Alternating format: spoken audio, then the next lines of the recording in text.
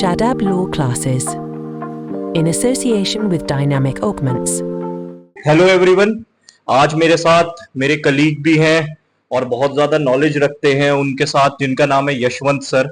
तो मैं आज उनके साथ मैंने सोचा कि जैसे मैंने एक आपको दिखाया था, मैंने पिछली वीडियो भी बनाई थी सुप्रिया मैम के साथ, तो आज ऐसे ही मैं यशवंत सर से कुछ डिस्कशन, मैंने सोचा कि सर बच्चों के साथ कुछ डिस्कशन हम लेके आए, क्योंकि हम क्लासेस में भी पढ़ाते हैं, वैसे भी आप भी पढ़ाते हैं, तो कुछ ऐसे डिस्कशन होते हैं जो कि हम क्लासेस में टाइम की वजह से, वक्त की वजह से जो नहीं समझा पाते स्टूडेंट्स को। तो बेसिकली सर, बेसिकली आज जो मैं आपसे भारतीय साक्ष्य अधिनियम पे कुछ हम हाईलाइट डालेंगे कुछ टॉपिक्स के ऊपर, जो भारतीय साक्ष्य अधिनियम के टॉपिक्स हैं। सबसे पहले सर आपको मुझे ये बताइए, जो रिफॉर्म हुआ है इंडियन एविडेंस एक्ट से भारतीय साक्ष्य अधिनियम में, इसको लेके आपका क्या सोचना है? देखिए सर, मैं बताना चाहूंगा भारतीय साक्ष्य अधिनियम 2023 जो अधिनियम इस बार लाया गया है जी, उसके साथ इंक्लूडेड बीएनएस और बीएनएसएस दोनों ही आए हैं। हाँ, ठीक है, जो कि 1 जुलाई 2024 से पूरे भारत पे लागू है। बिल्कुल ठीक है। तो उसमें जो चेंजेस आए हैं, सबसे ज्यादा इलेक्ट्रॉनिक एविडेंस और इलेक्ट्रॉनिक मीडिया की एविडेंसरी वैल्यू कितनी रिलायबल रहेगी, कितनी रिलेवेंट रहेगी, इसको लेकर बहुत सारी चीजें चेंजेस हुई हैं। इनमें सबसे ज्यादा मतलब आप ये कह रहे हैं कि एक तरीके से जो इलेक्ट्रॉनिक एविडेंसेस की एविडेंशियल वैल्यू थी जी, उन्हें एक तरीके से ज्यादा वो दिया गया है, थोड़ा और मतलब उनकी एडमिसिबिलिटी पे ज्यादा वो रखा गया। मगर सर कहीं ना कहीं, जैसे मैं भी ये चीज मानता हूं, जैसे आजकल का जमाना हम देखते हैं, आजकल काफी ज्यादा वीडियोस भी देखते हैं, लॉ एंड एआई, काफी लोग पीएचडी में अपनी रिसर्च भी करते हैं इस चीज। बट सर जब से एआई आया है, आपको नहीं लगता इलेक्ट्रॉनिक एविडेंसेस का मिसयूज भी ज्यादा हो सकता है, या फिर इसे गलत तरीके से लोग इस्तेमाल कर सकते हैं? क्योंकि अगर आप देखते हो ना, जो चीजें अगर एडवांटेजेस है तो वो डिसएडवांटेज भी उसके बहुत सारे हो सकते हैं, उसके रिपरकशंस भी बहुत सारे हो सकते हैं। ठीक है, तो ऐसा नहीं है कि अगर कोई चीज आप उसकी बेनिफिट्स देखते हो तो उसके ड्रॉबैक्स नहीं हो सकते हैं। उसके जो आप ड्रॉबैक्स हैं उसके बहुत ज्यादा हो सकते हैं, साइड इफेक्ट्स उसके ज्यादा हो सकते हैं, अगर आप उसको केयरफुली हैंडल नहीं करें। क्योंकि आज की डेट में आप ये भी देखिए ना, साइबर क्राइम भी कितना बढ़ गया है, तो इस वजह से साइबर फ्रॉड्स देखिए आप कितना ज्यादा है। तो हम जैसे कि मुझे एक बात समझिए, आज की डेट में अगर मैं even I am seeing on Instagram and other social media, जितनी भी एप्स वगैरह हैं, उस पे कि आपकी वॉइस को पूरा का पूरा एआई वो कर दे रहा है। तो अगर हम रिलाई करेंगे या मैसेजेस पे, व्हाट्सएप मैसेजेस पे रिलाई करेंगे, तो कहीं ना कहीं मैं ये समझता हूं कि दूसरी पार्टी के साथ इनजस्टिस भी तो हो रही है ना। बिल्कुल, नो डाउट सर, इनजस्टिस तो आप एविडेंस बहुत ज्यादा, क्योंकि आपने एविडेंशियरी वैल्यू जो है, एडमिसिबिलिटी इलेक्ट्रॉनिक एविडेंसेस की रख दी है। बिल्कुल, तो ये वाली चीज है।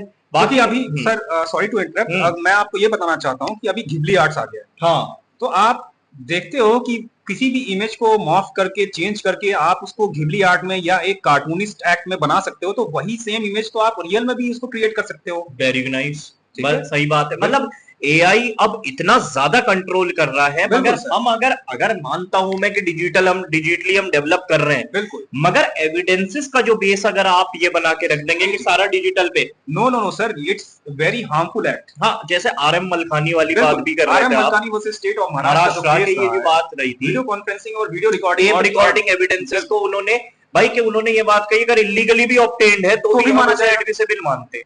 ठीक है, बात वो नहीं है, बात ये है कि फिर अगर आप जस्टिस गलत तरीके से ऑब्टेन कर रहे हैं, बिल्कुल ठीक है, आप एक बात समझिए, मैं अगर ये बात मान के चलता हूं, इलेक्ट्रॉनिक एविडेंसेस पे मेरा मानना ये है, the rule of best evidence follow होना चाहिए। Yes sir, same. आप डॉक्यूमेंट्री एविडेंसेस, अगर आपके पास डॉक्यूमेंट्री एविडेंस, मैं मानता हूं भाई इलेक्ट्रॉनिक एविडेंस को भी हम पहले डॉक्यूमेंट्री एविडेंस के अंदर ही कर लेते हैं, चल, मगर हम ओवरऑल इसकी कोरोबोरेटिव वैल्यू होनी चाहिए मेरे हिसाब से, कि अदर एविडेंसेस से कोरोबोरेट कर रहा हो तो आप इलेक्ट्रॉनिक पे रिलाई करें, क्योंकि रूल ऑफ प्रूडेंस हमेशा काम करता है। रूल ऑफ प्रूडेंस का मतलब ही है कि बिना कोरोबोरेट, बिना कॉन्ट्राडिक्ट किए आप कैसे किसी एविडेंस को, किसी तथ्य को आप मान सकते हो। बहुत बढ़िया बात है सर। मान के चलिए अगर एक अपराधी है, जी, एक अपराधी है, उसके खिलाफ कोई एविडेंस नहीं है, खाली इलेक्ट्रॉनिक एविडेंस है, और वो भी उसकी वॉइस का है, या फिर मान लीजिए कोई चैट है या इमेज है, आप कैसे कह सकते हैं कि वो उस पे रिलाई करके? बिल्कुल, होल एंड सोल वो वही इंसान। हाँ, होल आपको, मतलब मेरा सवाल कहीं ना कहीं ये भी है आपसे, क्या होल एंड सोलली डिपेंडेंट आप कन्विक्शन दे सकते हैं इलेक्ट्रॉनिक एविडेंसेस के बेसिस पे? It is very dangerous thing ना। बिल्कुल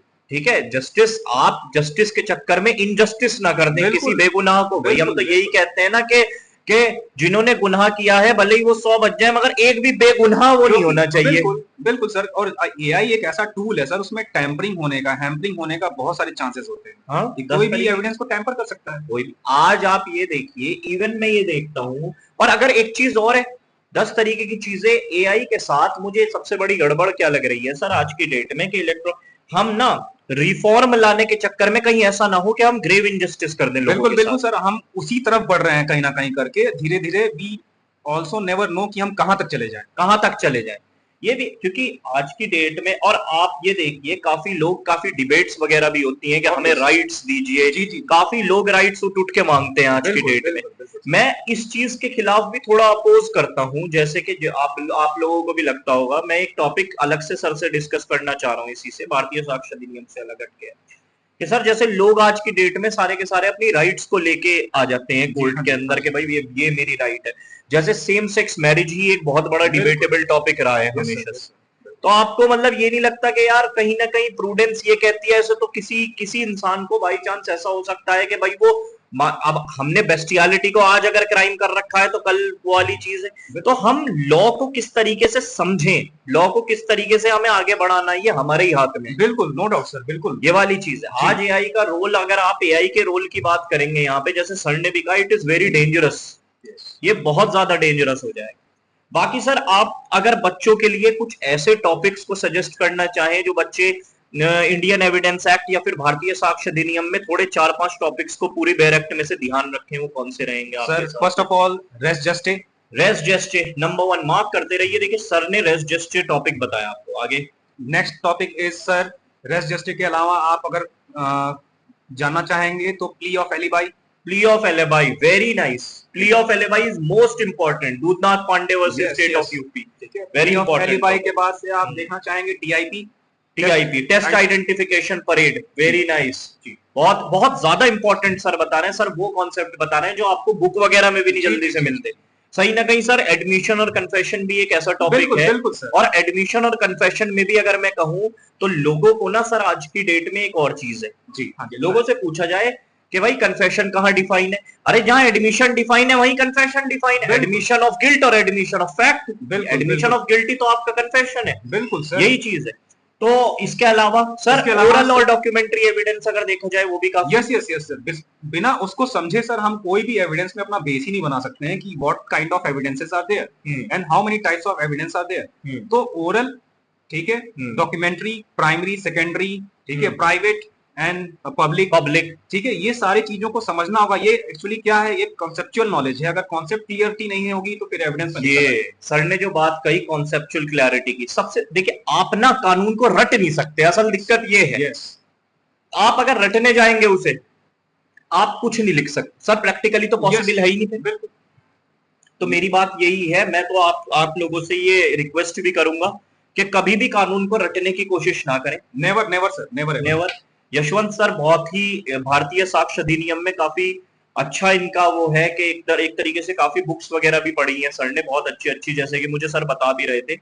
तो मुझे लगा कि सर के साथ एक डिस्कशन वीडियो यहाँ पे आनी चाहिए कि बच्चों के लिए, कि जो इम्पोर्टेंटली जो हम यही बताना चाह रहे थे एक तरीके से, इस वीडियो का मेन मकसद यही था कि जो इलेक्ट्रॉनिक एविडेंसेस पे जो, तो सर का भी यही कहना है और मेरा भी कहीं ना कहीं ये कहना है, sole basis of electronic evidence हम कन्विक्शन नहीं कर सकते, other corroborative piece of evidences भी होना चाहिए। ये वाली चीज है। बाकी सर आप कुछ और कहना चाहेंगे? No sir, that's all for today. भाई हमारी यही कोशिश है कि हम आपके लिए बेहतर से बेहतर कंटेंट लेके आए। सर मेरे साथ थे आज। चलिए, thank you so much, all the best.